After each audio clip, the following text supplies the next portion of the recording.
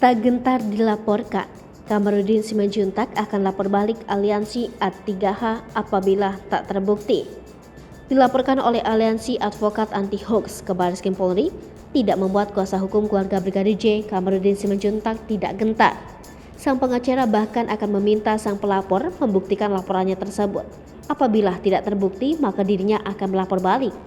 Diketahui Kamarudin Simanjuntak dilaporkan oleh Aliansi Advokat Anti Hoax ke Barreskrim Polri. Tak sendiri, Kamarudin dilaporkan bersama ex kuasa hukum Barada Eliezer, Deolipa Yumara. Kamarudin dan Deolipa dilaporkan terkait hal yang sama, pasal 14, pasal 15 KUHP Undang-Undang RI Nomor 1 Tahun 1946 tentang tindak pidana penyebaran berita bohong yang mengakibatkan keonaran di kalangan masyarakat dengan ancaman hukuman 10 tahun penjara.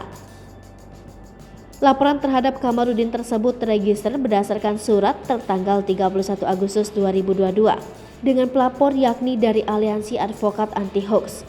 Mendapat laporan tersebut, Kamarudin Simanjuntak merespon soal laporan yang ditujukan ke dirinya atas tudingan penyebaran berita bohong alias hoax.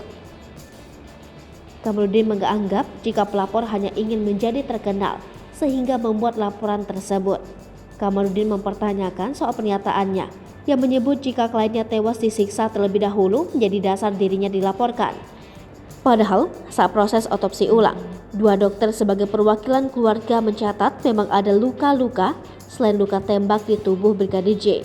Dia juga mempertanyakan mengapa dirinya disebut menggiring opini dalam kasus kematian kliennya. Lebih lanjut, Kamarudin meminta kepada pelapor untuk bisa membuktikan laporannya tersebut.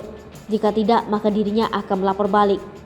Sebelumnya, pengacara keluarga Brigadir J dilaporkan ke Barreskrim Polri terkait penyebaran berita bohong alias hoax.